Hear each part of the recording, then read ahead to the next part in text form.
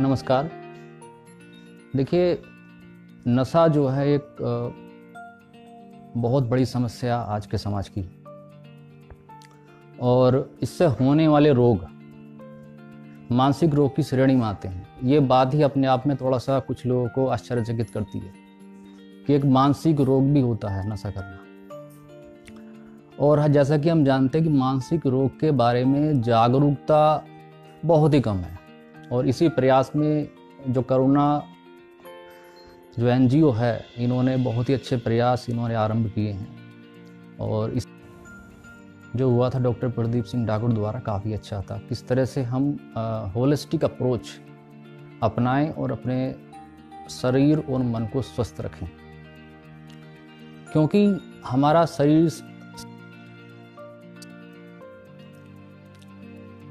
संबंध जो है मन से है, मन का शरीर से संबंध है। तो इस पर बहुत ही अच्छी जानकारी दी।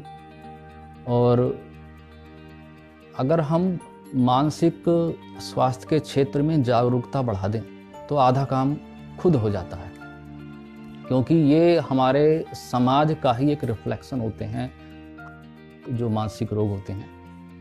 और हमारी अवधारणा होती है खुद के बारे में, समाज के बारे में, वही तय करती है किस तरह का मानसिक रोग होगा। कल्चर बाउंड सिंड्रोम आप लोगों ने आपने पढ़ा होगा, वो यही होता है। अगर किसी पर्सन कोर बिलीफ आते हैं तो कहीं ना कहीं रिफ्लेक्शन उसका खुद के बारे में अवधारणा ही सामने आती है, और उन्हीं कोर बिलीफ को हम मॉडिफाई करते हैं, और एक जो हेल्दी बिलीफ होते हैं, अडप्टिव बिलीफ होते हैं, उनको बढ़ाकर हम मानसिक स्वास्थ्य को प्रमोट करते हैं और व्यक्ति स्वस्थ हो जाता है। तो आज इसी क्रम में मैं सब्सटेंस यूज डिसऑर्डर, जो हमारी भाषा में इसको बोला जाता है, उसके बारे में किस तरह से हम जागरूक करें, इसी पर मैं आपसे चर्चा करूंगा। देखिए, मानसिक रोग जो आते हैं नशे के कारण जो होते हैं, ये बहुत बड़ा बोझ है हमारे हेल्थ सिस्टम के ऊपर। आपसे साझा करूंगा जो WHO ने जारी किया है। देखिए, अगर हम तंबाकू की बात करें तो 80 लाख लोग तंबाकू का सेवन प्रति करने से मरते हैं। और इसमें जो प्रत्यक्ष धूम्रपान जो होता है, डायरेक्ट स्मोकिंग जो होती है, करीब इससे 70 लाख लोग मरते हैं प्रति वर्ष पूरे विश्व के अंदर। ये चिंताजनक बात क्या है, चिंताजनक और चौंकाने वाली बात क्या है, इसमें जो लोग धूम्रपान नहीं कर रहे हैं, स्मोकिंग नहीं कर रहे हैं, वो करीब 10 लाख लोग मरते हैं। इसको इस तरह समझते हैं कि मान के चलो मैं धूम्रपान कर रहा हूं, मेरे जो घर के सदस्य हैं वो मेरे आसपास बैठे हैं, और वो मेरे द्वारा निकाले गए धुएं को अपने अंदर लेते हैं, इनहेल करते हैं। सिर्फ इसी घटना की वजह से, इसी व्यवहार की वजह से करीब 10 लाख लोग प्रतिवर्ष अपनी जान गंवाते हैं। अगर हम अल्कोहल की बात करें, करीब 30 लाख लोग प्रतिवर्ष अल्कोहल की वजह से अपनी जान को गंवाते हैं। ठीक है, अब ये हम एक प्रत्यक्ष प्रभाव देख रहे हैं, प्रत्यक्ष प्रभाव देख रहे हैं हम इसके ऊपर।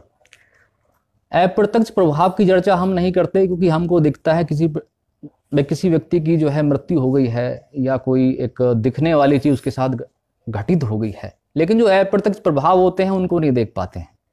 तो अल्कोहल का संबंध और जो ये और सब्सटेंस हैं, एडिक्टिव सब्सटेंस, इनकी वजह से कुछ अप्रत्यक्ष प्रभाव होते हैं जो हमारी नज़र में नहीं आते हैं। तो उस पर अगर चर्चा करते हैं तो अल्कोहल का संबंध जो है वो 200 से अधिक बीमारी, 200 से अधिक, मतलब कहीं ना कहीं उसका रोल उसमें सामने आएगा अगर हम अल्कोहल की बात करते हैं। अच्छा, एक आंकड़ा ये है WHO का, लगभग 3 करोड़ लोग जो हैं, इससे ज्यादा ही, सब्सटेंस ड्रग यूज डिसऑर्डर उनको है।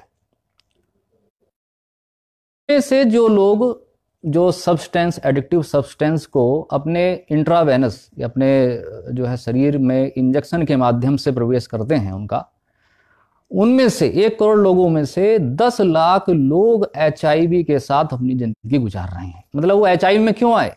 HIV में और किसी वजह से नहीं आए, सिर्फ वो इस तरह की फॉर्म में जो नशा कर रहे थे उसकी वजह से उनको HIV हुआ। और इनमें लगभग 70 लाख लोग, जो ये 1 करोड़ लोग जो इंजेक्ट कर रहे हैं ड्रग्स, उनको उन 1 करोड़ लोगों में से लगभग 70 लाख लोगों को हेपेटाइटिस है। तीनों उसके जो कार होते हैं वो हैं। तो ये ऐसे ही, अभी तो मैं सिर्फ आपको टबैको और अल्कोहल की बात कर रहा था और इंट्रावेनस ड्रग के बारे में बात कर रहा था। एक पूरी लिस्ट है इस तरह के ड्रग्स की जो लोग कंज्यूम करते हैं, उसका अब्यूज करते हैं और उस पर डिपेंडेंट बन जाते हैं। तो इससे ये दिखता है कि हम सिर्फ 2 ही और इतने ज्यादा हमको प्रभाव देखने को मिल रहे हैं। तो इसका अंदाजा लगाइए, अगर वाकई ही ऐसे आंकड़े एकत्रित किया जाएं जो हम ऐसे इस तरह के पदार्थों के साथ क्या होता है, तो बहुत ही चौंकाने वाले आंकड़े होंगे और बहुत ही ज्यादा खतरनाक वो आंकड़े होंगे। अच्छा, अब जो आज का विषय है सब्सटेंस यूज डिसऑर्डर्स, यानी कि कहीं ना कहीं नशीले पदार्थ ले रही हैं और वो बीमारी का, मानसिक बीमारी का रूप ले चुके हैं। हम उनके टाइप्स की बात करते हैं। पहले टाइप की बात करते हैं, अगर आप कोई सब्सटेंस लेते हैं तो आपको एक कंडीशन होती है, एक्यूट इंटॉक्सिकेशन होता है। एक्यूट इंटॉक्सिकेशन क्या होता है? किसी पर्सन को क्या होता है, जब वो इस तरह की एडिक्टिव सब्सटेंस लेता है तो उसके व्यवहार में, उसके कॉग्निशन में, उसकी कॉन्शियसनेस में और अन्य एस्पेक्ट में एकदम से बदलाव आ जाता है। उनमें एकदम से बदलाव आ जाता है। इसको इस तरह समझिए कि कोई व्यक्ति बहुत ही डिसेंट, बहुत ही सभ्य, वेल मैनर्ड है और वो अल्कोहल लेता है, उसको बहुत एग्रेशन हो जाता है, तोड़ फोड़ करने लगता है, गाली गलौज करने लगता है। तो ये एक्यूट इंटॉक्सिकेशन में आएगा। ऐसे क्लिनिकल जो मेरा व्यक्तिगत अनुभव रहा है, इसमें बहुत ही इंटरेस्टिंग केस, मतलब इस तरह के व्यक्ति आते थे, बहुत ही सभ्य हैं और फैमिली इस तरह से रिपोर्ट करती थी कि कभी बोलते भी नहीं हैं, बहुत ही सभ्य हैं, लेकिन जब ये अल्कोहल का सेवन करते हैं पता नहीं इनको क्या हो जाता है और पता नहीं क्या क्या पिछली बातें, अब उससे क्या एनवायरनमेंट क्रिएट होता है, कैओस क्रिएट हो जाता है, कहीं हमारी तो कमी नहीं, हमने कोई इनसे गलत व्यवहार तो नहीं किया, तो बार बार उनका हिस्ट्री लेना पड़ता है, देखना पड़ता है। इस कंडीशन से होता है और पूरे घर में तनाव व्याप्त हो जाता है, क्योंकि वो आते हैं, तोड़ फोड़ कर देते हैं, टीवी तोड़ देते हैं। फिर एक ज्वाइंट फैमिली का स्ट्रक्चर था उनका, तो ज्वाइंट फैमिली के स्ट्रक्चर में इस तरह से जो आपसी सामंजस्य होता है वो प्रभावित होता है। अच्छा, एक दूसरा जो टाइप है वो है हार्मफुल यूज। हार्मफुल यूज क्या होता है? हार्मफुल यूज यानी कि जो भी पार्टिकुलर सब्सटेंस हम ले रहे हैं उसकी वजह से हमको हार्म्स होते हैं। वो हमारा फिजिकल भी हो सकते हैं, हमारा वो साइकोलॉजिकल भी हो सकते हैं। फॉर एग्जाम्पल हम ले लें किसी को हेपेटाइटिस हो नशे की वजह से, कि वो इतना ले रहा है वो, कि उसका हेपेटाइटिस हो गया, उसका लीवर सही से रिस्पॉन्ड नहीं कर रहा, न्यूट्रिशंस नहीं गए हैं, उसका रूटीन खराब हो गया। दूसरा साइकोलॉजिकल हो सकता है, उसको डिप्रेशन हो सकता है, उसको और कोई मेंटल डिसऑर्डर हो सकता है, तो उसको हार्म हो गए इस फॉर्म में, तो ये हार्मफुल यूज है। चौथा type withdrawal state. Withdrawal state होती है, इसको हम डिपेंडेंस सिंड्रोम को जब कॉम्प्रिहेंसिव डिस्कस करेंगे तब इसको लेंगे। विड्रॉल स्टेट हो सकती है। संक्षिप्त में कहना चाहें तो शरीर के अंदर और मन के अंदर कुछ ऐसे परिवर्तन हो जाते हैं जब हम सब्सटेंस का सेवन एकदम रोक देते हैं। एक इसी स्टेट के साथ अगर कंफ्यूजन की स्थिति हो जाए कि हमको पता नहीं लगे हम कहाँ हैं, अभी समय क्या है, किन लोगों की पता ही नहीं रह सकता है। व्यक्ति के साथ ऐसा हो सकता है कि वह भूल सकता है कि उसने आज क्या खाया, कितने लोगों से मिला, ये चीजें उसका रिसेंट मेमोरी लॉस हो सकता है। रिमोट मेमोरी में कोई उसको दिक्कत नहीं होती, लेकिन रिसेंट मेमोरी में उसको दिक्कत हो सकती है। इमीडिएट मेमोरी इंटैक्ट हो रहती है। साइकोटिक डिसऑर्डर हो सकता है, यानी कि व्यक्ति को उसका व्यवहार बिल्कुल वास्तविकता से हट सकता है। जैसे हम और आप हैं तो हम वास्तविकता से व्यवहार कर रहे हैं। जैसे मैं आपसे बात कर रहा हूं तो मेरे को पता है कि मेरे को फेसबुक लाइव आना है, ये प्रमोट हुआ है, ये इनके व्यूवर्स हैं, ये लोग देखेंगे, तो मैं उसी तरह से रिस्पोंड कर रहा हूं।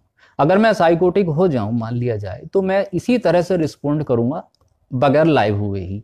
अपने चेयर पे बैठ जाऊंगा और इस तरह से व्यवहार करूंगा कि जैसे मैं पूरे एक जन समुदाय को संबोधित कर रहा हूं। ये हो सकता है। अच्छा, डिपेंडेंस सिंड्रोम इसमें होता है। ज़्यादातर आप जो हमारी क्लिनिकल सेटिंग होती है उसमें डिपेंडेंस सिंड्रोम देखने को मिलता है। ऐसे पेशेंट्स मिलते हैं देखने को। इस पे हम कॉम्प्रिहेंसिव थोड़ा सा डिस्कस करते हैं। देखिए, डिपेंडेंस सिंड्रोम 6 सिम्टम्स होते हैं। उसके बेसिस पर हम पहचानते हैं कि हमको पार्टिकुलर सब्सटेंस से या इस नशीले पदार्थ से उसका डिपेंडेंस हुआ है। कैसे पहचानेंगे? पहली पहचान क्या है कि आपने पदार्थ लिया, पदार्थ लेने के बाद क्या हुआ, आपको उसको दोबारा लेने की इच्छा हो रही है। सपोज भाई मैंने अगर अल्कोहल लिया और अल्कोहल लेते ही मेरे को दोबारा उसको लेने की इच्छा होगी, बहुत ज्यादा लेने की इच्छा होगी, उसको दोबारा मैं लूंगा। अगर मैं उसको ना लूं, मैं कुछ भी काम करूंगा, तो मेरे मन में क्या रहेगा कि मेरे को वो लेना है, अल्कोहल लेना है, स्मैक वाले को स्मैक लेना है, हेरोइन को हेरोइन वाला लेना है, चरस वाले को चरस लेनी है। ठीक है, तो क्रेविंग हो गया। नंबर 2 क्या होगा कि उसकी क्वांटिटी हमसे, जो हम पार्टिकुलर सब्सटेंस ले रहे हैं, वो कट नहीं होती। समझ रहे हैं? जैसे आप अल्कोहल ले रहे हैं, समझ रहे हैं, तो अल्कोहल मेरे को अभी पार्टी में कितना लेना है, कब रुकना है, ये मेरे से कंट्रोल नहीं होगा अगर मैं ये मेरे को डिपेंडेंस सिंड्रोम है अगर तो। ठीक है, जैसे इसको ऐसा समझिए जैसे कि हमारी और आपकी एक क्या कह सकते हैं, एक एबिलिटी पता है कि हमको कितनी मात्रा में इनटेक करना है। आपसे पूछा जाए पानी कितना पीना है, तो आप कहोगे भाई मैं 1 गिलास पानी पीऊंगा। आपसे खाने के बारे में पूछा जाए तो मेरे को इतनी रोटियां चाहिए, तो आप एक तय मात्रा में बताओगे, क्वांटिटी में बताओगे, और एग्जैक्ट उतनी आगे पीछे होगा, ज़्यादा उसमें डिफरेंस नहीं आएगा, तो हमको पता होता है। लेकिन इसमें देखिए पर्सन, ये वाली एबिलिटी थोड़ी सी हैम्पर हो जाएगी, थोड़ी सी इसमें डिसफंक्शन हो जाएगा। तो वो क्या करेगा, उसको पता ही नहीं कब तक वो पीता रहेगा। तो आप देखोगे ऐसे जो पेशेंट्स होते हैं, उनके फैमिली वाले रिपोर्ट करते हैं कि तो पीते जाते हैं। अगर पार्टी में जा रहे हैं तो कोई 2 पैक ले रहा है तो ये पीते जा रहे हैं, इनको उठा कर लाया जाता है। क्रेविंग हो गया और इनटेक कंट्रोल नहीं हो रहा, क्वांटिटी उससे कंट्रोल नहीं। थर्ड क्या होगा कि विड्रोल स्टेट, जिसकी हम बात कर रहे थे, थोड़ा डिटेल में लेते हैं उसको। विड्रोल स्टेट होता है, इसको ऐसा समझते हैं, देखिए कि जब हम जिस सब्सटेंस को कंज्यूम कर रहे हैं, उस सब्सटेंस को एकदम से हम अगर छोड़ दें, उसका इंटेक छोड़ दें, ले रहे हैं, हमने सोचा कि भाई अब बहुत हम इंटेक ले इसका सब्सटेंस का, अल्कोहल में फॉर एग्जांपल मैं अल्कोहल बहुत ले चुका हूं और मेरे को फैमिली से दिक्कत आ रही है, मेरे प्रोफेशन में मेरे को दिक्कत आ रही है, मेरी हेल्थ में मेरे को दिक्कत आ रही है, तो अब मेरे को छोड़ना चाहिए, काफ़ी समय हो गया लेते हुए इसको। लेकिन जैसे ही हमने उसको छोड़ा तो हमारे अंदर हमारे फिजियोलॉजिकल और साइकोलॉजिकल कुछ सिम्टम्स अपीयर हो गए, सरफेस हो गए। मैं थोड़ा सा आपको समझाने के लिए जो क्लिनिकल एक्सपीरियंस है, तो बहुत अच्छी तरह से रिलेट कर सकते हैं आप। तरह से पेशेंट्स आते हैं तो पेशेंट्स कैसे रिपोर्ट करते हैं, कैसे उनको विड्रोल होता है, ऐसा विड्रोल होता है उनको पसीना आ सकता है। अगर वो अल्कोहल वाला पेशेंट है, कोई एडिक्शन वाला, तो क्या करेगा, उसको स्वेटिंग हो सकती है, उसको वोमिटिंग जैसा फील हो सकता है, नोजिया फील हो सकता है, उसकी पल्स रेट बहुत हाई हो सकती है, अगर पल्स आप मेजर करें उस टाइम बहुत हाई मिलेगी, हाई बीपी हो सकता है, उसको कमजोरी आ सकती है, ऐसा लग सकता है कि उसकी स्किन पे कुछ चल रहा है, कीड़ा चल रहा है। ठीक है, और उसका स्टोमक एक हो सकता है या पेट गड़बड़ हो सकता है, उसका ट्रेमर हो सकते हैं, हाथ हिलते हैं हो सकते हैं, अच्छा, जब थोड़ा सा अगर जैसे हमने जो चर्चा किया था कि साइकोटिक डिसऑर्डर में भी जब तब्दील हो जाता है तो क्या होता है, हेल्यूसिनेशन आपको आ सकते हैं। आपको हेल्यूसिनेशन को थोड़ा सा अगर यहाँ पे सामान्य शब्दों में समझा जाए तो हेल्यूसिनेशन जो हमारे 5 सेंसेज होते हैं जिनसे हम सूचना ग्रहण करते हैं समझने के लिए, संसार को समझने के लिए, दुनिया को समझने के लिए, तो 5 सेंसेज जो होते हैं, 5 सेंसेज के थ्रू जो इंफॉर्मेशन मिलती है वो डिस्टोर्ट हो जाती है। आप इस तरह से इसको देखें कि आपको विजुअल हेल्यूसिनेशन हो सकता है। आपको लग सकता है कि कोई पर्सन है नहीं आपके सामने, आप उससे बात कर सकते हैं, आपको दिखाई दे सकता है जैसे आप मेरे को सामने देख रहे हैं। ये विजुअल हेल्यूसिनेशन हुआ। ये स्टिमुलस नहीं है, स्टिमुलस प्रेजेंट नहीं है, फिर भी स्टिमुलस को देखना और वैसा ही व्यवहार करना। ठीक है, तो ये 5 सेंसेज में हो सकता है। ये ऑडिटरी हो सकता है, आपको आवाजें सुनाई दे सकती हैं, बहुत ही कॉमन आता है क्लिनिकल एक्सपीरियंस में ये। आपको टच वाला हो सकता है, गस्टेटरी हो सकता है, ओल्फैक्टरी हो सकता है। इल्यूजन आपको हो सकता है, आपको लग सकता है कि रस्सी पड़ी है, आपको सांप लग रहा है कि सांप मेरे को काटने के लिए आ रहा है, ऐसा हो सकता है। आपकी अवेयरनेस जा सकती है, मैं कहाँ हूँ, मेरे आसपास लोग कौन है, ये अभी समय क्या हो रहा है, ये जा सकता है। थोड़ा मैं लंबा नहीं जाऊंगा, लेकिन मैं आपको प्रयास कर रहा हूं कि वो पर्सन उस समय क्या महसूस करता है। और जब हम आगे डिस्कशन करेंगे साइको एजुकेशन तो हम इसको रिलेट करेंगे। ठीक है, अच्छा, जब ये एक्सट्रीम आते हैं, हेलुसिनेशन, डेल्यूजन, इल्यूजन, इसको हम बार बार रिपीट करेंगे। क्यों ये बहुत महत्वपूर्ण है, क्यों मैंने विड्रॉल बाद में लिया, साइको एजुकेशन में कैसे इंपॉर्टेंट है, हम फैमिली को साइको एजुकेट करेंगे तो क्यों इंपॉर्टेंट होता है, ये बहुत ही इंटरेस्टिंग है ये। अच्छा, कुछ मैं अब ये हमारे कुछ सिम्टम्स हो गए, हमने ये कह लिया। अब ये जितने मैंने अब मैंने आपको टाइप्स बताए, कितने टाइप की सिवियरिटी में आपको डिसऑर्डर हो सकते हैं।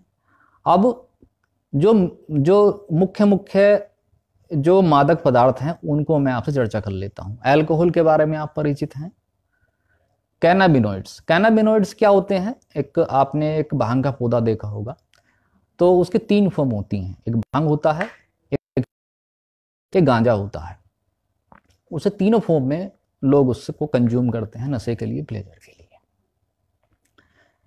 तीसरा ओपियोइड हो सकते हैं, अफीम, और भी इससे पदार्थ हैं, कुछ आर्टिफिशियली बनते हैं, कुछ नेचुरल भी होते हैं इसमें। सेडेटिव, बेंजोडाइजापिन्स, जो डॉक्टर्स आपको इंसोम्निया के लिए और एंजाइटी के लिए ट्रीट करते हैं, वो टैबलेट्स होती हैं। कोकेन, कैफीन भी इसमें हो सकता है। अगला टोबैको, वोलाटाइल सोलवेंट्स। देखिए, वोलाटाइल सोलवेंट्स क्या होते हैं, ये वेपोराइज हो जाते हैं नॉर्मल टेम्परेचर पर। जैसे आप जो है नेल पॉलिश रिमूवर होता है, पेंट थिनर होता है, या आपने ग्लू देखा होगा जो सलोचन होता है, जिसे टायर का पंक्चर जोड़ा जाता था पहले, वो होता है।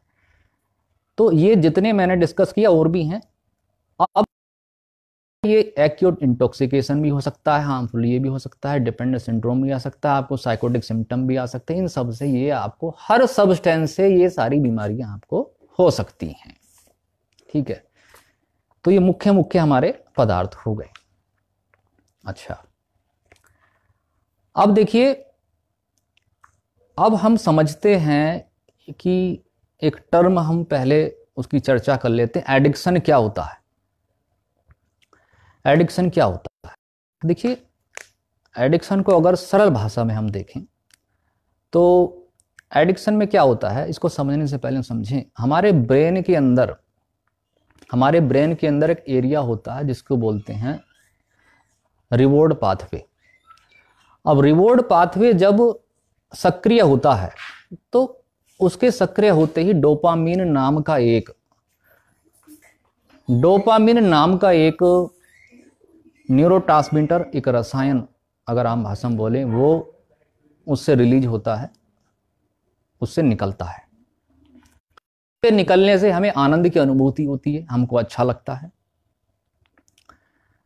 अब ये डोपामीन जो है ये हमारी एक्टिविटी से निकलता है। जैसे मान के चलो मेरे को 10 लाख रुपए कमाने हैं, मैंने 10 लाख रुपए कमाए, जब मैं 10 लाख रुपए कमा लूंगा तो मेरे को बड़ा अच्छा लगेगा, मैंने अच्छा स्वादिष्ट खाना खाया तो मेरा डोपामाइन रिलीज हुआ। मैं अगर खेला, मैंने एक्सरसाइज किया, वर्कआउट किया, रनिंग किया, तो मेरा डोपामाइन निकला, मेरे को अच्छा लगा। मैंने एक अच्छा गाना सुना, अच्छी मूवी देखी, तो मेरे को अच्छा लगा। तो ये हमारा कुछ एक्टिविटी करने के बाद रिलीज हो रहा है। सेम प्रोसेस क्या होगा अगर मैं ले लूं, या फिर मैं स्मैक ले लूं, या हेरोइन ले लूं, या कोकेन ले लूं, या मैं गांजा, भांग, चरस ले लूं, तो भी ये निकलेगा। लेकिन ये क्या होगा, बहुत तेजी से निकलेगा, बहुत जल्दी निकलेगा। तो समझ रहे, तो आनंद की अनुभूति होगी आपको लेने के बाद। ह्यूमन साइकोलॉजी है कि हमको जिस चीज से आनंद प्राप्त होगा उसकी ओर दोबारा जाएंगे। जैसे आपको किसी एक्टर की मूवी बड़ी अच्छी लगती है, किसी का आपको सेंस ऑफ ह्यूमर बड़ा अच्छा लगता है, तो आपको उससे बात करना, उसके पास जाना अच्छा लगेगा, आप आकर्षित होंगे उसकी तरफ से। तो बिल्कुल ऐसा ही होता है। तो ये बहुत जल्दी से हो जाता है। यानी कि अब मेरे को आनंद प्राप्त करना, तो मेरे को रनिंग नहीं करनी, मेरे को आनंद प्राप्त करना, मेरे को पैसा नहीं कमाना, मेरे को आनंद प्राप्त करना, मेरे को मेहनत नहीं करनी अचीवमेंट प्राप्त करने के लिए, या मेरे को आनंद प्राप्त करना, मेरे को टीवी नहीं खोलना मूवी देखने के लिए, मेरे को सिर्फ जो मैं नशा करता हूं वो करना है सिर्फ। अब मैं करता रहूंगा तो यही एडिक्शन में तब्दील हो जाएगा। जो साइकोलॉजी वाले यहाँ पे स्टूडेंट्स हैं वो रिलेट कर पाएंगे कि ये लर्निंग हो जाती है हमारी एक तरह से,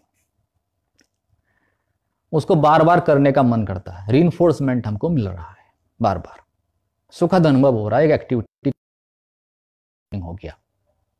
ठीक है, तो ये एडिक्शन डेवलप हो गया, इसी को एडिक्शन कहते हैं। अब ये एडिक्शन किससे हो गया, नशीले पदार्थों से हो गया। नशीले पदार्थ चलो जाएंगे, एक सीमा में जाएंगे, कोई बात नहीं है, लेकिन अगर वो एक तय सीमा से ज्यादा जाएंगे तो वो कुछ ना कुछ नुकसान वहां पर करेंगे। नुकसान कहाँ करेंगे, ब्रेन में करेंगे, क्योंकि रिवॉर्ड सेंटर को वो सक्रिय कर रहे हैं, वहां करेंगे। अच्छा, वो जिस भी पाथवे से जाएंगे बॉडी के, उसको वो डिस्ट्रॉय करेंगे। आप अल्कोहल में ले लो, अल्कोहल फूड पाइप, माउथ पूरा नीचे तक जाता है, वहां के ऑर्गन होते हैं। अगर हम जो है इनहेल करते हैं जिन नसों को, तो उससे हमारा ब्रेन और हमारे लंग्स वो अफेक्टेड होते हैं। तो ये हो गया एडिक्शन। ठीक है, अच्छा, अब एक सवाल ये उठता है, हम संक्षिप्त में चर्चा कर लेंगे, फिर हम साइको एजुकेशन वाले पार्ट में जाएंगे, जिससे हमारे पास बेसिक टर्मिनोलॉजी हो आगे के बढ़ने के लिए। अच्छा, अब सवाल ये उठता है कि भाई सभी लोग जो है नशे का सेवन कर रहे हैं। हमने ऐसे लोगों को भी देखा है जो प्रतिदिन थोड़ी मात्रा में नशा लेते हैं, अल्कोहल लेते हैं। ऐसे बहुत से लोग हैं कि थोड़ा नशा कर रहे हैं और 20 साल, कोई 30 साल से ले रहा है, उनको कोई दिक्कत नहीं हुआ। आखिर कुछ लोगों को ही क्यों दिक्कत होती है, क्यों उनका काम नहीं चल पाता, क्यों उनके पारिवारिक संबंध खराब हो जाते हैं, ऐसी क्या बात होती है? तो इसका जवाब ये है कि ऐसे कुछ कारक हैं, ऐसे कुछ फैक्टर्स हैं जो रिस्पॉन्सिबल हैं इस व्यवहार। इन सब कारण को बहुत ही अच्छे तरीके से समझने के लिए बायो साइको सोशल मॉडल होता है, उसकी सहायता से हम समझ सकते हैं। तो बायो साइको सोशल मॉडल यानी कि बायोलॉजिकल कारण, बायोलॉजिकल फैक्टर्स। बायोलॉजिकल फैक्टर्स क्या हो गए? सबसे पहले हमारी हेरिडिटी, हमारे माता पिता से जो गुण हमको मिल रहे हैं, क्या उन गुणों में से कोई गुण ऐसा है कि हमारे पहली पीढ़ी से, उससे पहली पीढ़ी से किसी को एडिक्शन था? अगर किसी को एडिक्शन था तो हमको भी होने की संभावना है। दूसरा यह है कि कोई हमारे ब्रेन में इंजरी तो नहीं हुई, कोई हमारी जो चाइल्डहुड था, बाल्यावस्था थी, कोई हमको ऐसा हार्मफुल इन्फेक्शन तो नहीं हुआ ब्रेन में हमारी। अब जिन भी कारणों से बायोलॉजी प्रभावित हुई, कोई वही तो नहीं हुए, ये बायोलॉजिकल कारण हो गए। दूसरा साइकोलॉजिकल कारण, साइकोलॉजिकल फैक्टर्स, यानी कि हमारी विचारधारा कैसी है, हम समाज के बारे में, संसार के बारे में क्या सोच रखते हैं। जैसे एक पर्सन इंट्रोवर्ट है और उसको पब्लिक डीलिंग का काम दिया जाए, तो उसकी धारणा क्या है कि वो अकेले में काम कर सकता है, उसकी धारणा है। उसको हमने क्या सेटिंग में रख दिया? सेटिंग में रख दिया लोगों के साथ इंटरेक्ट करना है, और इंटरेक्ट करेगा तभी उसको रिकॉग्निशन मिलेगा। समझ रहे? एक साइंटिस्ट है, वो अकेले काम कर रहा है तो उसको वहां रिकॉग्निशन मिलेगा, लेकिन इसको कहां मिलेगा? जब अच्छी पब्लिक डीलिंग करेगा। वो तो इंट्रोवर्ट पहले से है, उसको तो मानता मैं अच्छा काम नहीं कर सकता, अंदर से मानता है लेकिन सिचुएशन ऐसी बनी, उसको जाना पड़ा। तो उसकी जो धारणा थी अपने बारे में, हम धारणा क्या रखते हैं, हमारे अनुभव क्या हैं, पास्ट लाइफ के अनुभव क्या है हमारे, कहीं हमारा चाइल्डहुड ट्रॉमेटिक तो नहीं है, कोई घटना हमारे साथ तो नहीं घटी है, हमारी पेरेंटिंग कैसी हुई है, माता पिता से हमें किस तरह से पालन पोषण हुआ है, किस तरह की फैमिली से आते हैं। ये सब कारण हमारे आ गए साइकोलॉजिकल फैक्टर्स में, और सोशल फैक्टर्स कह सकते हैं। यानी कि हम किस लोकेलिटी में रहते हैं, कैसी लोकेलिटी में तो नहीं रहते जहां पर ऐसे सब्सटेंस सुलभ हैं। आप बहुत अच्छा एग्जाम्पल रिलेट कर सकते हैं पंजाब से। पंजाब में ये बहुत ही सुलभ है, वहाँ की जो डायनेमिक्स है, वहाँ की ग्रुप डायनेमिक्स जो है वो इस तरह की है कि वहाँ पर बहुत ही प्रकार के नशे वहाँ पर प्रचलन में है। बहुत सारे कारण उसके पीछे हैं। कहीं ऐसा तो नहीं लोकेलिटी में कहीं वो कोई ऐसी वाइन की शॉप हो, वहाँ पे वाइन मिलती हो, या फिर हमारा प्रोफेशन किस तरह का, जैसे मैंने आपको कहा कुछ प्रोफेशन इस तरह के होते हैं सूट नहीं करते किसी पर्सन के लिए, कहीं ऐसे प्रोफेशन में तो नहीं चलेगा। हमारी फैमिली किस तरह की है, वहाँ पे स्ट्रेस तो नहीं रहता है, हमारे पास पीयर प्रेशर तो नहीं है, कहीं हम जैसे आप देखो आप जाएंगे वहाँ पर पीयर प्रेशर बहुत ज़्यादा होता है, वहाँ पे बहुत ज़्यादा ज्ञान का अभाव होता है, ज्ञानता होती है, उस वक्त वो आराम करते हैं लेकिन बाद में उनको पता नहीं होता है। तो तीनों, अब ये तीनों कारण हो गए, लेकिन किसी पर्सन को कब होगा ये डिसऑर्डर, जब ये तीनों कारण मिल जाएंगे। इसको ऐसा समझिए, देखिए मान के चलिए, मैं आपको इसका बहुत अच्छा एग्जाम्पल देता हूं, मेरा व्यक्तिगत अनुभव है। हमारे पास एक अल्कोहल एक डिपेंडेंट पेशेंट आए, जब हमने उनकी हिस्ट्री ली हम भी चौंके कि ये तो बहुत ही प्रशासनिक अधिकारी हैं, उच्च पद पर आसीन हैं, और उनको वो डिपेंडेंट हो गए।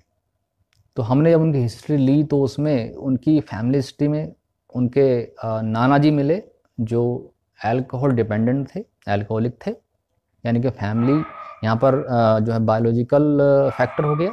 दूसरा, वो इंट्रोवर्ट थे।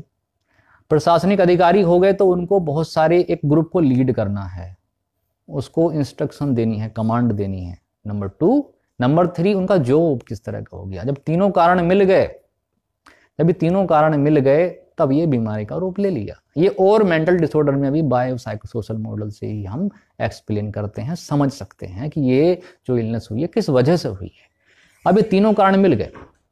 जैसे मैं आपको बताऊं कि अपने इंडिया में होती है, रेट नहीं है। क्यों नहीं है? क्योंकि इस पर दोनों कारण इन्वॉल्व नहीं हो रहा है। उनको पहले से पता है मेरे को अल्कोहल नहीं लेना, किसी वजह से नहीं लेना, ठीक है। तीसरा, उनकी आप देख ही रहे हैं जो नॉर्म्स हैं हमारे सोसाइटी के। अच्छा, तो तीनों कारण मिलने से ये इलनेस होगी, ठीक है। तो तीनों कारण ही जिम्मेदार होते हैं कोई कि किस वजह से हो रहा है, ठीक है। अब ये हमने एक बीमारी का एक जो संक्षिप्त परिचय था वो हमने ले लिया। अच्छा, अब इसमें बात आती है कि हम किस तरह से साइको एजुकेट करें फैमिली को और पेशेंट को। तो देखिए, पहले ही बात कर चुके हैं कि साइको एजुकेशन का जो पहला हमारा सेटिंग होता है वो फैमिली के साथ ही होता है, क्योंकि जिस हालात में एडमिट, उस हालात में वो उस अवस्था में नहीं होते। विड्रोल स्टेट भी हो सकता है, या एक्यूट जो बिहेवियरल स्टेट हमने डिस्कस किया था वो भी हो सकता है। उनकी अवेयरनेस थोड़ी हैम्पर हो सकती है, डिम हो सकती है, ठीक है। तो अब हमको सेटिंग जो लेना है फैमिली से लेना है। तो जब हम फैमिली को साइको एजुकेट मीन्स कि जो इलनेस का कोर्स है, उसका नेचर क्या है, उसके की फैक्टर्स क्या हैं, ये फ्यूचर में किस तरह से प्रोसीड होगा, हम क्या इसमें टेक्निक्स लगाएंगे, हम किसे इंटरवीन करेंगे, हम उस पर डिस्कस करेंगे। इसे कहते हैं साइको एजुकेशन। अब हमारी सेटिंग फैमिली के साथ होगी, तो फैमिली में हम जो प्रेफर करेंगे वही प्रेफर करेंगे कि हम जितने भी लोग पेशेंट के साथ आए हैं उन सबको लें, और ये प्रयास करें कि उनको तो हम साथ लें। और अगर हमको लगता है कुछ देर हम वेट कर सकते हैं, हम कह सकते हैं कि आप, अगर ऐसा पॉसिबल है तो आप इकट्ठे हो सकते हैं कुछ लोग जो डिसीजन मेकर्स हैं, हम आपको बीमारी के बारे में एक्सप्लेन करने जा रहे हैं। अच्छा, देखिए, आप कोई भी इलनेस जब आप डिस्कस करते हैं तो उसके कुछ गुड फैक्टर होते हैं, गुड प्रोग्नोसिस और बैड प्रोग्नोसिस दोनों होती हैं। हमको दोनों ही डिस्कस करना, प्रोग्नोसिस बताना, प्रोग्नोसिस में दोनों आ गए। हमको इस डर से कि ही हमने इनको कुछ हार्मफुल कॉन्सिक्वेंसेस डिस्कस किए तो ये एग्री नहीं होंगे, प्रोसीड नहीं करेंगे, तो इसको थोड़ा देखना पड़ेगा, इस चीज़ कम करना है हमको ये प्रयास करना है कि हम उनसे पूरी तस्वीर क्लियर कट करें। क्योंकि जो एडिक्शन होता है, जो सब्सटेंस यूज डिसऑर्डर है, वो क्रोनिक होता है, रिलैप्स यानी कि बार बार होने वाली बीमारी होती है, और इसमें पर्सन जो है कंपल्सिव सीकिंग बिहेवियर होता है उसका पार्टिकुलर सब्सटेंस लेने का। तो ये जो पेशेंट हमारे पास है अभी इंटरवेंशन के लिए, ये आगे भी आएंगे क्योंकि रिलैप्स होगा। उस स्टेट में हम उस समय ट्रस्ट खो सकते हैं फैमिली का। तो हमको पूरी तस्वीर जो होती है वो डिस्कस करनी है, ठीक है। जैसे हमने अभी डिस्कस किया था विड्रोल स्टेट, तो मैं कुछ आपको अपने अनुभव बताऊंगा जो क्लिनिकल सेटिंग्स में हुए हैं। जैसे हमने पेशेंट्स को एडमिट किया और उनका चलिए अल्कोहलिक है और उसको साइकोटिक सिम्टम्स आने लगे, उसको डिलीरियम होने लगा। साइकोटिक सिम्टम हमने कि उल जलूल व्यवहार कह सकते हैं, असंगत व्यवहार, कल्पनाओं में रहना, ये समझ ले कि सामने वाला मेरा दुश्मन है, मैं उसको मारूंगा, या मेरे को दिख रहा है कि सामने चाकू रखा है और मुझे हटाना है, इसको आग लगी हुई मेरे को भागना है, इस तरह का व्यवहार करना, ठीक है। अच्छा, दूसरा, ऐसा डिसओरिएंटेड हो जाए, क्या समय हो रहा है, कौन लोग हैं, आसपास कितने लोग खड़े हैं, मैं कहाँ पर हूँ, ये चीज़ खो जाना।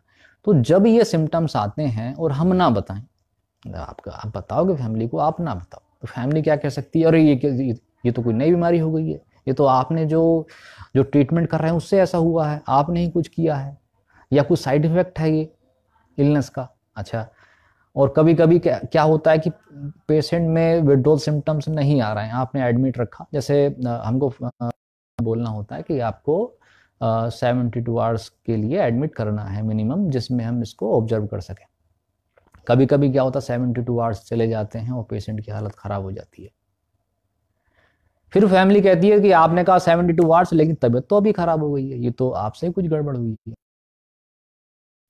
इस चीज को पहले ही एड्रेस कर लेंगे, पहले ही पूरी तस्वीर बता देंगे कि इसमें ये सिम्टम्स आ सकते हैं, ये रिलैप्स भी हो सकता है, इन कारणों से रिलैप्स हो सकता है, ये कॉमन कोर्स है, तो उतना दिक्कत नहीं होगा, आप पे ट्रस्ट बना रहेगा। तो कभी भी इस हिचक से कि फैमिली थोड़ा सा होस्टाइल हो जाएगी, तो इस डर से हमको रुकना नहीं चाहिए नेगेटिव कॉन्सिक्वेंसेज भी डिस्कस करने के लिए, क्योंकि हमको और फैमिली को मिलकर इस इलनेस को मैनेज करना है। देखिए, अच्छा, मैनेज करना तो हमको इसी पॉइंट को भी उनको समझाना है। देखिए, हमको इस तरह समझाना है, हमको इस कि देखिए कुछ जो हैं कुछ इलनेस, यानी कि इलनेस को दो प्रकार में हम बांट सकते हैं। पहले तरह की इलनेस कौन सी होती है? पहले तरह की इलनेस होती है कि जो एक बार आपको हो गई और ठीक हो गई, रिकवर हो गए, अब आपको भविष्य में चिंता करने की जरूरत नहीं है, आप खाते क्या हो, पीते क्या हो, रूटीन क्या है आपका, अब आप कुछ नहीं करना। भले ही आपको बुखार हुआ है तो आपको कुछ चीज़ से परहेज करना है, उस समय नहीं खाओगे, जब ठीक होगा तो आप खाओ, कोई दिक्कत नहीं, भूल जाओ।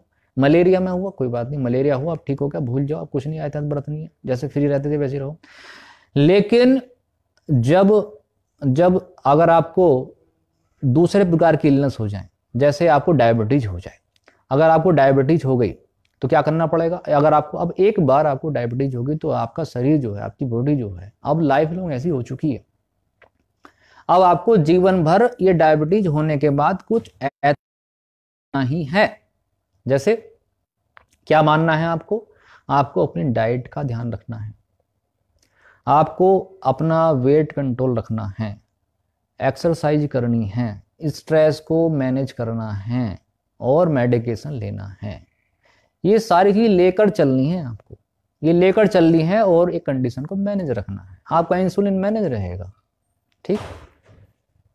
हाइपरटेंशन भी इसी तरह से है कि आपको चीज मैनेज करनी है। अब जहां भी गड़बड़ आपसे होगी आपको हॉस्पिटलाइज होना पड़ेगा, आपकी तबीयत खराब हो सकती है, आपका ट्रीटमेंट रिव्यू हो सकता है, अपडेट हो सकता है। ऐसे ही क्या है, ये सब्सटेंस यूज डिसऑर्डर्स हैं, इसमें बिल्कुल नहीं घबराना। क्लियर कट इलनेस है, क्लियर कट मेंटल इलनेस है। ये हमको फैमिली को एजुकेट करना है without any hesitation, without any second thought. हमको क्लियर कट बता डिसऑर्डर है, मानसिक बीमारी है, ठीक है। अब जब हम कहते हैं कि मानसिक बीमारी है, जब मानसिक बीमारी है तो कुछ सिम्टम्स भी होंगे। कोई बीमारी है तभी तो सिम्टम्स हैं, तभी तो पहचान पड़ रही है। अभी कोरोना कुछ सिम्टम्स हैं तभी तो पहचान पड़ रहा है, तभी तो लोग आ रहे हैं टेस्टिंग के लिए कि हाँ हमको ये सिम्टम्स आ गए, हमारा टेस्टिंग या नहीं। बिल्कुल ऐसे ही, बिल्कुल ऐसे ही अगर किसी को नशे वाली बीमारी है तो सिम्टम्स होने चाहिए उसको। तो जब हम ये पॉइंट डिस्कस करेंगे फैमिली से तो हमको इस तरह से बोलना चाहिए, क्योंकि देखिए जो हमारा कल्चरल बिलीफ है, आप देखेंगे कि कहीं कहीं जो नशीले पदार्थ हैं वो लेना एक तरह का रिचुअल तो नहीं कहेंगे, लेकिन एक कस्टम में इंक्लूड रहता है। आप जैसे वेस्टर्न राजस्थान जाओगे, वेस्टर्न राजस्थान आप जाओगे तो वहाँ पर अफीम ऑफर की जाती है। आप हरियाणा जाओगे तो बीड़ी और हुक्का आपको ऑफर किया जाता है। अगर आप कहीं ट्राइब्स में जाओगे या कुछ एरिया पे आप जाओगे तो वहाँ पर आपको कुछ चीज़ें इस तरह की ऑफर की जाएंगी। यहाँ पर कल्चर बिलीफ है। तो अभी अगर आपका पेशेंट ऐसे बैकग्राउंड से आया है तो आपको, आप जब ऐसा कहोगे तो आपको थोड़ा रेजिस्टेंस वहाँ पर एक्सपीरियंस होगा। तो वो ये कह सकते हैं कि हम लोग भी तो लेते हैं तो हमको क्यों नहीं हुआ। तो आपको, वो तो हमको पता है कि मेडिकल मॉडल ऑफ इलनेस है, वो तो हम समझाएंगे, लेकिन वहाँ पर हमको थोड़ा कल्चर बिलीफ को एड्रेस करना है। जो नशीले पदार्थ ले रहे हैं, आप भी ले रहे हैं, वो लोग भी लेते हैं, कोई दिक्कत नहीं है, कोई दिक्कत नहीं है ऐसा।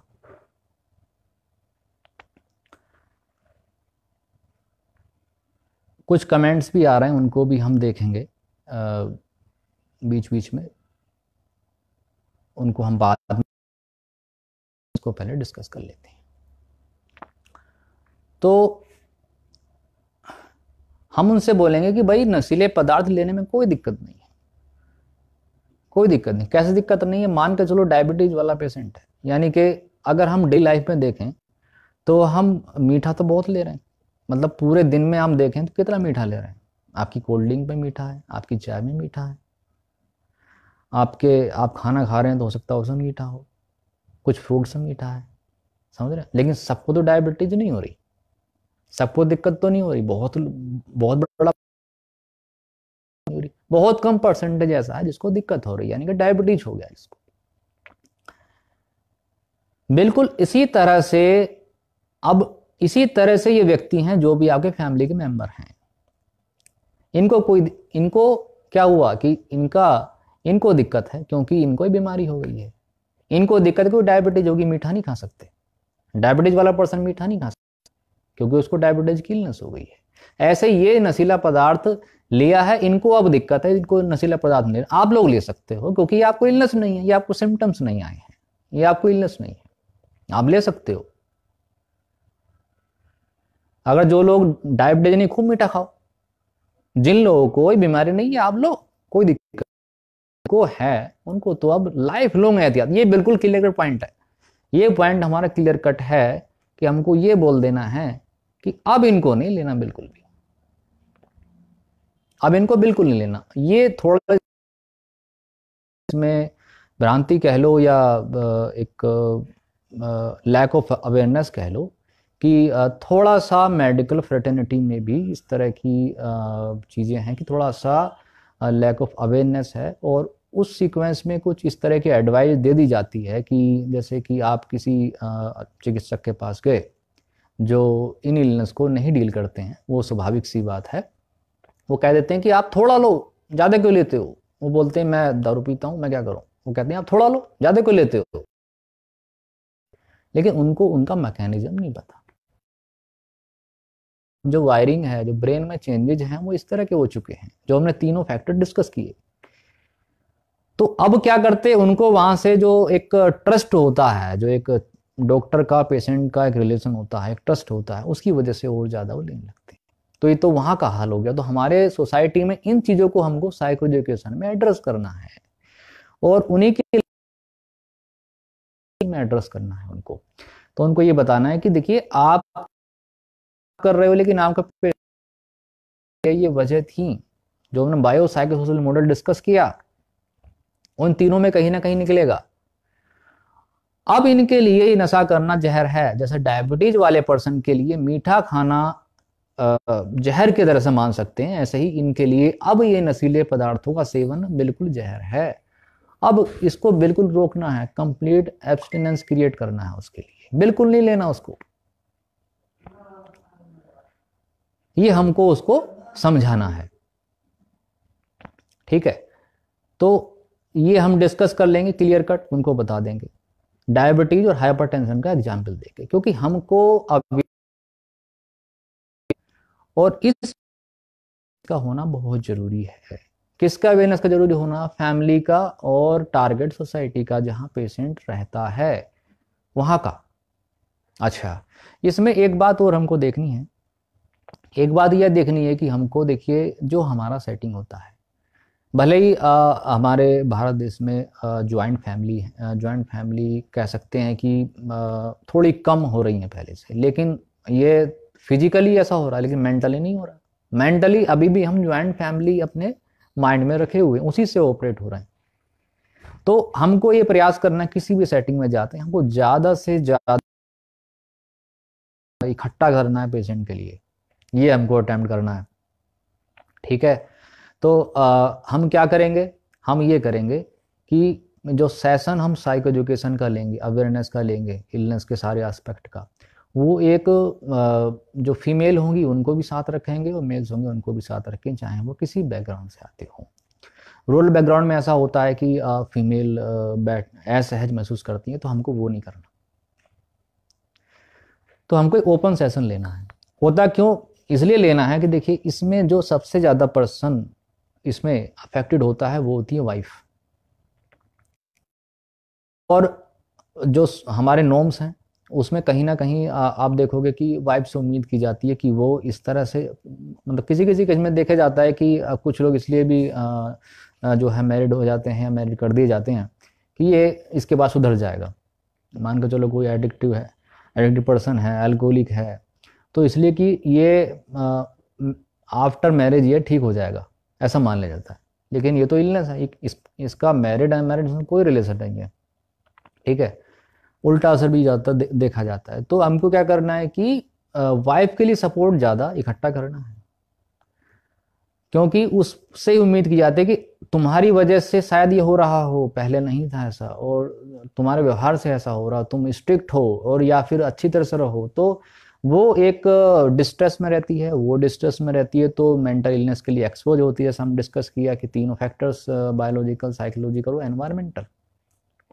अगर वो अफेक्टेड हो रही है तो उनकी ऑफस्प्रिंग जो होगी, उनके जो बच्चे होंगे, वो भी मेंटल इलनेस के लिए प्रिडिस्पोज हो जाएंगे। तो पूरी फैमिली का जो कोर्स होगा वो हेल्दी नहीं, तो इससे पूरी फैमिली अफेक्टेड हो सकती है। तो हमको ट्राई क्या करना है? हमको ट्राई ये करना है कि हमको उस ओपन सेशन में मेडिकल मॉडल को डिस्कस करना है फैमिली के साथ, जिससे ये स्टैब्लिश कर दें हम उनके माइंड में कि ये तो बिल्कुल डायबिटीज है और बिल्कुल हाइपरटेंशन है, वैसी इलनेस है।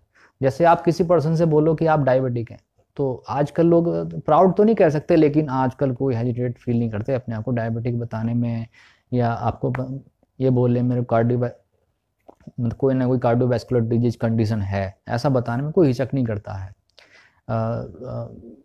इस तरह से अवेयरनेस हो चुकी है और इस तरह से नॉर्मलाइज हो सकता है। लेकिन ये मेंटल हेल्थ की फील्ड में ऐसा नहीं है, और इस दिशा में प्रयास हो रहा है बहुत अच्छा कोरोना के द्वारा, और आगे आने वाले बहुत अच्छे अच्छे क्लिनिकल साइकोलॉजिस्ट भी इन विषयों बोलेंगे, और लोग भी आएंगे के लिए अवेयर होंगे।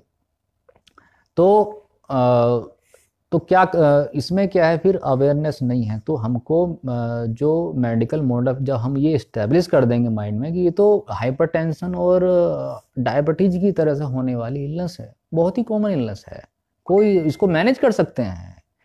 समझ, जैसे हमने आंकड़े लिए कि करोड़ों लोग इसकी वजह से मारे जा रहे हैं, प्रतिवर्ष कितने लोग हैंडीकैप हो रहे हैं, कोमोर्बिडिटी हो रही है। तो ये चिंताजनक बात क्या कि इनको रोका जा सकता है। अगर हमारा सिस्टम कोलैबोरेटिवली वर्क करता है तो हम रोक सकते हैं, प्रिवेंटल इनको प्रिवेंट कर सकते हैं, सारी डेथ रोकी जा सकती। जितनी भी ये अनफेवरेबल सिचुएशंस आ रही हैं सब एड्रेस हो सकती हैं। तो ये अवेयरनेस है, अवेयरनेस फैलाना है और आधा काम हमारा हो जाएगा इसकी वजह से। तो हमको जब medical model of illness establish कर देंगे तो वो वाइफ को सपोर्ट वहां से मिल जाएगा कि फैमिली वाले, इलनॉज वगैरह फैमिली वाले कहेंगे तो इलनेस है, इसका कोई रोल नहीं है, इलनेस है। और इलनेस कैसी है, मैनेज कर सकते हैं। बार बीमार होना कॉमन है, तो डायबिटीज हाइपरटेंशन की तरह से है। कोई चीज हमेशा ध्यान रखनी है हमको, मेडिकेशन ध्यान रखना है, फॉलोअप ध्यान रखना है, और जो चीज हम डिस्कस करेंगे आगे बताएंगे वो चीजें ध्यान रखनी है। तो वहां से क्या होगा, जो फैमिली का जो फ्यूचर था, हम देख रहे थे कि वो बच्चों तक पहुंच रही थी मेंटल इलनेस, उसको रोक सकते हैं। ये चीज आप ये तो हमको मौका मिलता है, हम ऐसा देखने का मौका मिलता है, लाइव एग्जांपल्स मिलते हैं कि किस तरह से फैमिली डिस्ट्रेस में आती है। और जो लोग रिकवर आते हैं तो पेशेंट पूरी फैमिली के साथ आते हैं। एक खास बात मैं आपको बताऊं, जो पेशेंट्स रिकवर होते हैं तो आप देखोगे, उनको देखोगे, आप देखना कहीं तो पूरी उनकी फैमिली से बॉन्डिंग बढ़ जाती है जब इस पर ओवरकम कर देते हैं। आप सेलिब्रिटीज को देखिए, संजय दत्त को देखिए, राहुल महाजन को देखिए, जैसे बहुत सारे सेलिब्रिटीज हैं। आयरन मैन में जो एक्टर हैं रॉबर्ट डाउनी जूनियर, उनको देखिए, वो भी इस बीमारी को उन्होंने ओवरकम किया। बहुत सारे लाइव एग्जाम्पल्स है। तो उनकी ज़िंदगी के लिए समझ बढ़ जाती है, फैमिली से बॉन्डिंग बढ़ जाती है। तो हम क्या कर रहे हैं, इंटरवेंशन करके जागरूकता फैला क्या कर रहे हैं, हम उस चीज़ को ला रहे हैं, कितनी चीज़ को बचा रहे हैं। तो बहुत बड़ा काम हम कर रहे हैं सिर्फ अवेयरनेस करके, समझ रहे हैं। इस मतलब ट्रीटमेंट तो अवेलेबल है, पर लेकिन जाए तो उसको ले, तो उसको समझे तभी तो उसको लेगा ट्रीटमेंट, समझ रहे हैं। जैसे डायबिटीज को हमने रोका है, हाइपरटेंशन को मैनेज किया है, इनको मैनेज कर सकते हैं। लेकिन वहां तक जो भाई जो बीमारी है उसका जो ट्रीटमेंट है वो पार्टिकुलर है। कोरोना का ट्रीटमेंट पार्टिकुलर है, कोरोना की वैक्सीन नहीं बनी तो इतनी, ये थोड़ा सा टेक्निकल प्रॉब्लम हुआ, ठीक है। तो हम डिस्कस कर रहे थे कि इसको हम बिल्कुल जैसे हाइपरटेंशन को मैनेज करते हैं, डायबिटीज को मैनेज करते हैं, बिल्कुल इसी तरह इसको भी मैनेज कर सकते हैं। तो हमको ये कॉन्फिडेंस लाना है फैमिली के अंदर, फैमिली के अंदर ही कॉन्फिडेंस लाना है। और तो सारा जो की पार्ट है, जो की रोल है, वो हमारी साइको एजुकेशन का है, हमारी अवेयरनेस का है, हमारी अंडरस्टैंडिंग बढ़ाने का है लोगों के मन के अंदर। जितना ही बढ़ेगा ये सक्सेस मिलनी तय है, क्योंकि इसको मैनेज करना है हमको। तो मैं कह रहा था कोरोना की वैक्सीन नहीं बनी, कोरोना का ट्रीटमेंट नहीं हुआ, सारा दिक्कत यहीं पे तो है। अगर ट्रीटमेंट होता तो कोई दिक्कत नहीं थी आपको बाहर घूमने में, मास्क लगाने में, बार बार सैनिटाइज करने में, और घरों में बंद रहने के लिए। और ये जो हम जो भी कर रहे हैं वो कोई दिक्कत नहीं थी। पूरा वर्ल्ड आज रुक गया है इस वजह से। क्यों? क्योंकि ट्रीटमेंट नहीं है, लेकिन इसका ट्रीटमेंट है, लेकिन हम पहुंच नहीं रहे। क्यों नहीं पहुंच रहे? क्योंकि अवेयरनेस नहीं है। तो अवेयरनेस वाला पार्ट बहुत ही इंपॉर्टेंट है।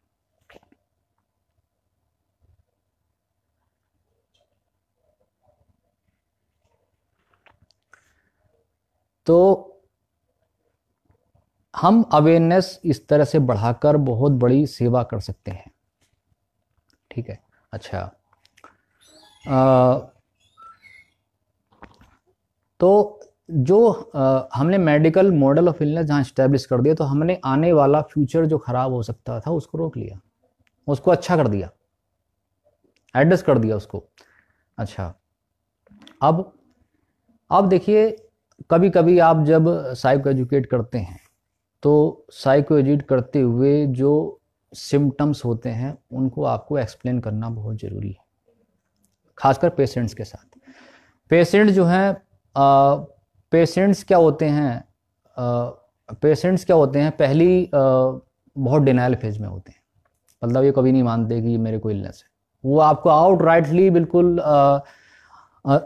बिल्कुल राइट ऑफ कर देंगे, इलनेस नहीं होती है सर, ये तो हमारे लिए बहुत बेनिफिशियल है और ये तो हमारे लिए बहुत अच्छी है, इससे मेरे को ये मिला वो मिला। तो हमको क्या करना है, वो 6 सिम्टम्स उनके सामने इसमें आते हैं, क्या दोहराना है हमको भी बता देना उनको, क्योंकि उनको अवेयरनेस नहीं है, सिम्टम्स नहीं पता। अगर आपको कोरोना के सिम्टम्स ना पता हो तो आप क्या पता चले आप कुछ है कि नहीं, आपको लगेगा सिंपल मेरे को फीवर हुआ है, ये जुकाम हुआ है, ये सर्दी हुई है, ये लगेगा आपको। तो जब तो हमको जब पेशेंट के साथ इंटरेक्ट कर रहे हैं या फैमिली के साथ कर रहे हैं तो हमको इस सिम्टम्स को बताना बहुत बहुत ज़रूरी है। तो क्या बताएंगे सिम्टम्स, बिल्कुल क्लियर कट आप सिम्टम्स रखो और जो कम्युनिकेशन की लैंग्वेज है उसमें आप उनको उनको उनको आप दो कन्वे करो, ठीक है। तो पहला सिम्टम्स जैसे हमने बताया था कि क्रेविंग का होना, कि भाई आपको तो क्रेविंग होती है, आप क्या कर दो, सिंपल बोलो कि अच्छा मैं कुछ आपको सिम्टम्स बताने के लिए जा रहा हूँ, पिछले 1 साल में आपको कम से कम 3 सिम्टम्स आए हैं क्या, उनके सामने 6 सिम्टम्स आप बहुत ही अच्छी तरह से बता दो के अंदर, कि इसमें जो है तलब पैदा हो जाती है। अच्छा, दूसरा क्या होता है, हमारी क्वांटिटी कंट्रोल नहीं होती है। तीसरा क्या होता है, हमारी विड्रोल स्टेट हो जाता है, शरीर के अंदर कुछ परिवर्तन आते हैं, छोड़ने का प्रयास करते हैं। और इंटरेस्टिंग बात यह है क्या है कि जब हम उसको छोड़ देते हैं हमको दिक्कत होती है, शरीर कांपता है और शरीर काम नहीं करता, पसीना आता है, मुंह सूख जाता है, नींद नहीं आती है। अगर हम उसी टाइम ले लें वो सब्सटेंस, अल्कोहल वाला अल्कोहल ले ले और कैनाबीस वाला कैनाबीस ले ले तो एकदम जो नॉर्मल हो जाता है, पहले जैसा हो जाता है। और ये इसी चक्र में कुछ पेशेंट्स अज्ञान के भाव में पड़े रहते हैं और जो कंट्रीब्यूट कर सकते थे वो कंट्रीब्यूट लाइफ के लिए नहीं कर पाते, हो जाता है। इसका एक खराब जो खराब पेरेंटिंग होती है वो बच्चों को मिलती है और बच्चों की पोटेंशियल है वो ग्रो नहीं हो पाती हैं। इसके बहुत ही, क्योंकि अगली पीढ़ी पर जो प्रभाव हो रहा है उनका क्या कसूर है, उस पर आ रहा है। तो यहाँ पर हमको तो क्यों हो रहा है, क्योंकि उनको अवेयरनेस नहीं है पेशेंट्स को, विड्रोल सिम्टम्स क्या होते हैं, कैसे एड्रेस करें। उनको लगता है क्या हो गया मेरे अंदर, मेरे को बुखार जैसा फील हो रहा है, लिया और ठीक हो गया, उनको लगता है मैं ऐसे ही चलूंगा जिंदगी भर। उनको ही नहीं पता कि ये तो क्या होगा, इसको तो मैं ट्रीटमेंट लूँ मैं ठीक हो जाऊंगा, इसको छोड़ सकता हूँ।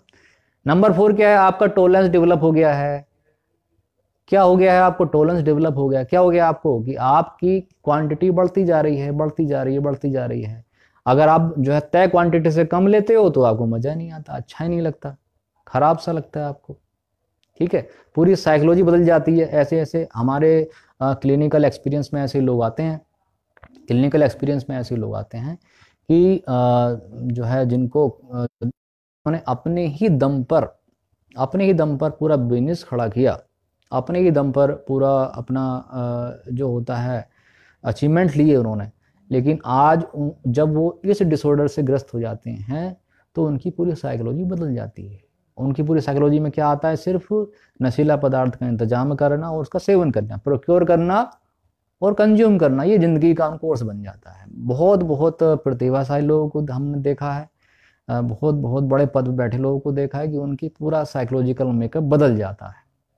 तो उनसे लोग कहते हैं कि आप तो बच्चों की फिक्र नहीं करते हैं, आप तो बदल गए हो, आप तो हमसे मिलते नहीं हो। क्यों, उनके दिमाग में क्या चल रहा है, उनके दिमाग में ये चल रहा है कि मेरे को ये जो है अल्कोहल लेना है या स्मैक लेना है और फिर उसका इंतजाम भी रखना, आगे के लिए रखना, मेरे को पैसे इकट्ठा करना है, आगे भी इंतजाम करना है। तो उनका नेटवर्किंग भी इस तरह की हो जाती है, वो ऐसे लोगों में बैठने लगते हैं, समझ रहे हैं। तो वो एंटी सोशल लोगों के साथ बैठने लगते हैं। तो ये बहुत बड़ा एक कॉम्प्लेक्स नेचर है इस इलनेस का। और कॉम्प्लेक्स नेचर कैसे सुलझेगा कि हमको ये पता लग जाए कि ये बिल्कुल और फिजिकल इलनेस है, उसकी तरह से होने वाली इलनेस है, इसका ट्रीटमेंट बिल्कुल अवेलेबल है और हमको कुछ चीज़ों को मैनेज करके चलना है, डायबिटीज, हाइपरटेंशन और अदर जो लाइफ स्टाइल डिजीज, कोई दिक्कत नहीं हमको अच्छा जीवन, नॉर्मल जीवन जीने में। अच्छा, ये हमने कर लिया। अच्छा, फिर इसके बाद क्या होता है, मजबूरी क्या होती है, हम उनको सिम्टम्स बता रहे हैं। जब हम ऐसे सिम्टम्स डिस्कस करते हैं तो देखा गया है कि पेशेंट्स का क्या होता है कि एक्सेप्टेंस बढ़ने लगता है, खुद के लिए इंसाइट आने लगती है कि हाँ कुछ तो गड़बड़ है, ये तो इलनेस है, मैं तो ठीक हो सकता हूँ, उसके होप क्रिएट होने लगती है। और होप क्रिएट होती है, फैमिली के अंदर होप क्रिएट होने लगती है, अंतर दिखने लगता है। और हम उसको समझाते हैं कि आपको life long life long manage करना है तो ये तो बहुत अच्छी बात है। तो जब हम बिल्कुल exact nature of illness describe करते हैं और बहुत अच्छी तरह से डिस्क्राइब करते हैं तो इसमें रिजल्ट अच्छे ही आते हैं, अच्छे ही आते हैं। और देखिए इस इलनेस में फैमिली का रोल बहुत बहुत बहुत ही बड़ा रोल है इसमें। अगर फैमिली ही, जितने पेशेंट्स हमने देखे हैं रिकवर हुए, फैमिली के सपोर्ट से रिकवर हुए हैं। अच्छा, ड्यूरिंग जब हम देखेंगे साइको एजुकेशन बहुत इंपॉर्टेंट है डिटॉक्सिफिकेशन में भी। डिटॉक्सिफिकेशन ट्रीटमेंट का पहला पार्ट है जो फार्माकोलॉजिकल ट्रीटमेंट है प्लस साइकोलॉजिकल ट्रीटमेंट है कुछ कुछ पोर्शन में। तो वहाँ बहुत बड़ा रोल है फैमिली का कोऑपरेटिव होना। फैमिली का कोऑपरेट होना वहाँ बहुत ज़रूरी है। अगर वहाँ पर उसको हेलुसिनेशन हो रहे हैं, डेल्यूजन हो रहे हैं, उसको अवेयरनेस नहीं है, उसको ये नहीं पता मैं कहाँ हूँ, किस तरह से हूँ, टकरा रहा हूँ नहीं आ रहा हूँ, तो वो टकरा सकता है। तो वहाँ पर हमने देखा है ऐसा कि अगर पेशेंट एडमिट होता है तो फैमिली क्या होती है, फैमिली पहले से ही त्रस्त है उस व्यक्ति से, त्रस्त कह सकते हैं, उनको पता नहीं ये क्या इलनेस है। तो क्या होता है उस इलनेस में, क्या होता है कि जैसे जैसे मान लिया कि डिलीरियम की अवस्था, यानी एक्यूट कन्फ्यूजनल स्टेट हो रहा है, उसको पता नहीं कहाँ है, वो जाता जा रहा है, जाता टकरा रहा है, वो कह रहा है मैं बस पे जा रहा हूँ, ऐसा कहते हैं, उनको पता नहीं वो कहाँ जा रहा है, उनको लग रहा है बस।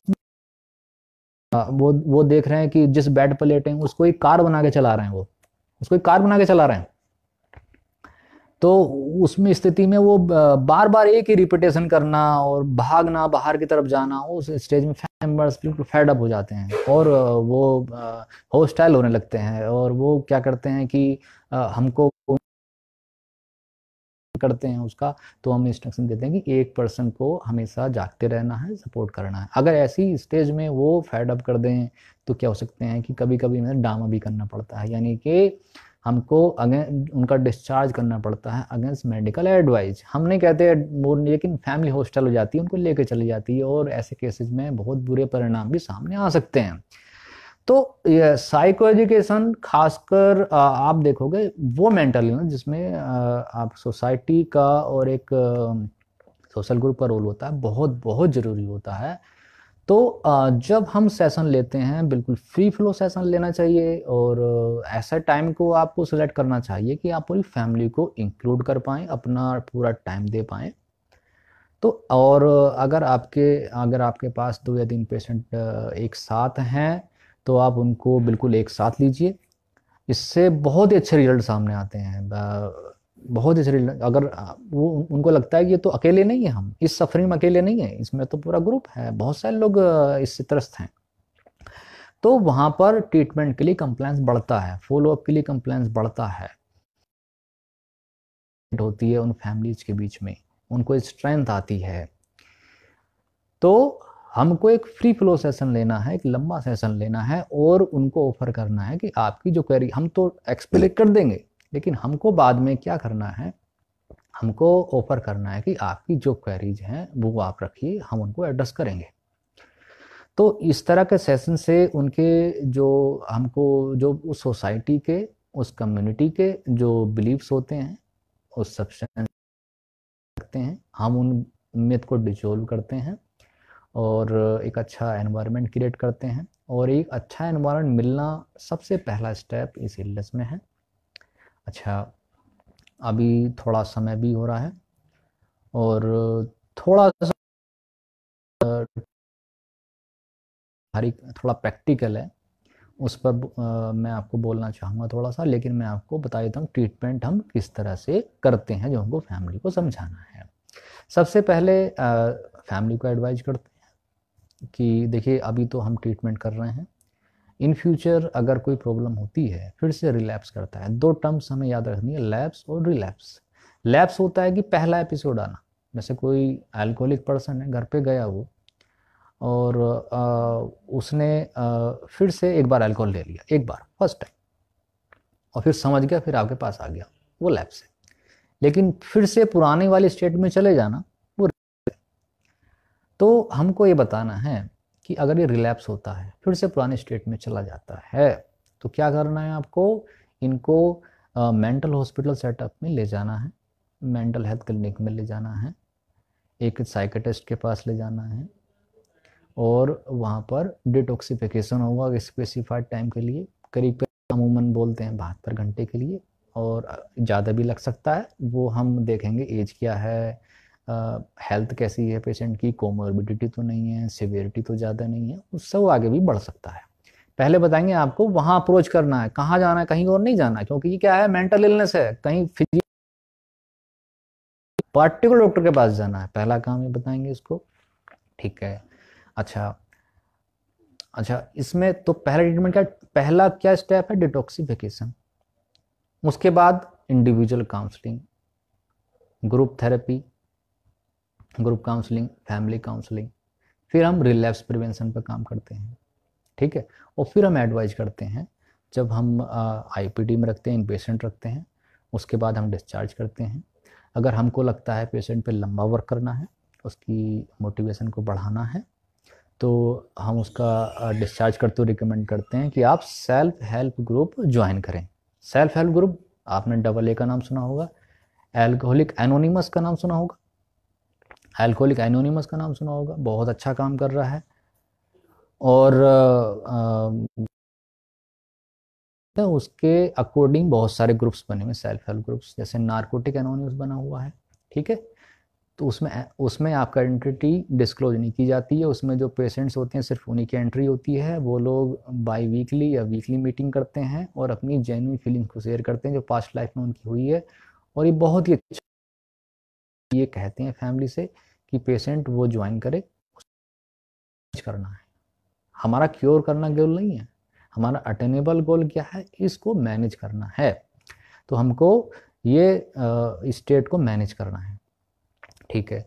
दूसरा, जो हम बात कर रहे थे, जिस तरह से पेशेंट के लिए ग्रुप होता है, ऐसे ही फैमिली मेम्बर्स के लिए भी ग्रुप होता है। जो एडिक्ट होते हैं उन लोगों के लिए, वो लोग अपनी शेयर करते हैं, यानी कि एक एडिक्ट की फैमिली, दूसरे एडिक्ट की फैमिली, ऐसे बहुत सारी फैमिली इकट्ठी होती हैं। तो वो लोग क्या करते हैं, वो इकट्ठे होते हैं और डिस्कस करते हैं अपनी सफरिंग को। तो इसके क्या होता है कि ये दोनों मिलकर बहुत अच्छा रिजल्ट लेकर आते हैं। अब मैं कुछ प्रैक्टिकल टिप्स के ऊपर बात करूंगा जो हम पेशेंट को रिकमेंड करते हैं क्रेविंग मैनेजमेंट के लिए, क्योंकि क्रेविंग इसका सबसे पहला और सबसे बड़ा सिम्टम है, और क्रेविंग ही रिलैप्स करने के लिए बहुत ज़्यादा रिस्पॉन्सिबल होता है। तो क्रेविंग क्या होती है कि वेव की तरह से होती है। तो वेव क्या होती है, उसका पीक होता है और लो एंड भी होता है। तो हमको समझाना है कि आपकी क्रेविंग क्या है, पीक है, अगर पीक पे है तो नीचे भी आएगी। तो आपको इसके लिए 2 स्ट्रेटेजी अपनानी है। पहली स्ट्रेटेजी क्या है कि आपको इसको डिस्ट्रैक्ट करना है अपने आप को, यानी कि आपको क्रेविंग आ रही है, तलब लग रही है, तो आप क्या करना है, किसी और काम में लग जाना है। जैसे आपको तलब लग रही है तो क्या करना है, आपको आपको टीवी देखने लग जाना है। क्रेविंग लग रही है कि आपको रनिंग करने लग जाना है। ठीक है। मतलब रनिंग यानी एक्सरसाइज कर सकते हैं, या फिर आप घर में बॉक्सिंग बैग रख सकते हैं, उसमें बॉक्सिंग कर सकते हैं, या फिर आप बागवानी कर सकते हैं, मूवी दे सकते हैं, या कोई इंडोर गेम खेल सकते हैं।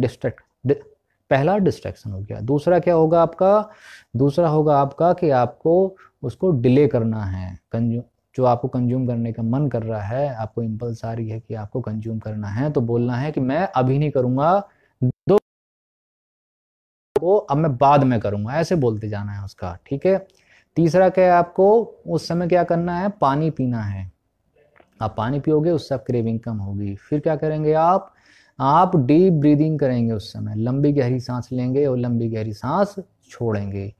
अगला सबसे चीज जो मैं अल्कोहलिक एनोनिमस की बात कर रहा था, शेयरिंग करना है, अपनी अपनी इमोशंस को शेयर करना है जो एग्जैक्ट हुई है, जो का क्या बताओ मेरे क्रेविंग हो रही, किसी अपने क्लोज मेंबर के साथ बताओ, फ्रेंड के साथ बताओ आप कि मेरे को क्रेविंग हो रही है, मेरे को ये दिक्कत हो रही है, ऐसा हो रहा है, चूंकि तू बताऊं तो आप क्रेविंग आपकी बहुत कम हो जाएगी।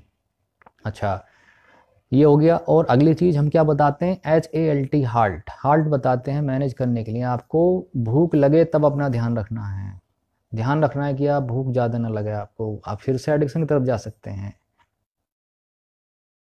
गुस्सा नहीं आना है, गुस्सा आया तो फिर आप रिलैप्स हो सकते हो, फिर से नशे की तरफ जा सकते हो। एल एल फॉर लोनलीनेस, आपको अकेला नहीं रहना, फैमिली के साथ रहना है, क्योंकि अकेले में रहोगे तो इम्पल्स जो नशा करने की क्रेविंग आप पे हावी हो जाएगी, जैसे हमने कहा। फिर लास्ट है टी, टायर्डनेस, थकावट। थकावट को भी एड्रेस करना है आपको, थकना नहीं है, यानी कि इस तरह से मैनेज करना है। ये प्रैक्टिकल टिप्स हैं, इनको अपनाना है।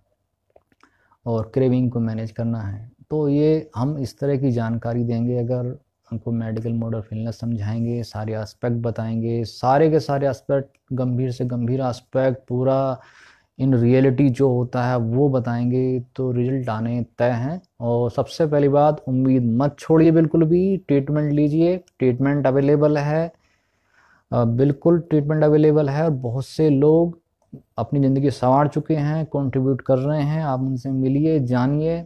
और जो प्रयास जो किया जा रहा है कोरोना द्वारा बहुत ही अच्छा है। और आगे आने में भी अच्छे अच्छे क्लिनिकल साइकोलॉजिस्ट इस प्लेटफॉर्म पे आ रहे हैं, जैसे मेरी बात हुई एडमिन से। तो धीरे धीरे और लोग भी देखेंगे, जुड़ेंगे, ये वीडियो के माध्यम भी ये भी साझा होगी फेसबुक पर और प्लेटफॉर्म पर, तो अच्छे रिजल्ट्स आएंगे।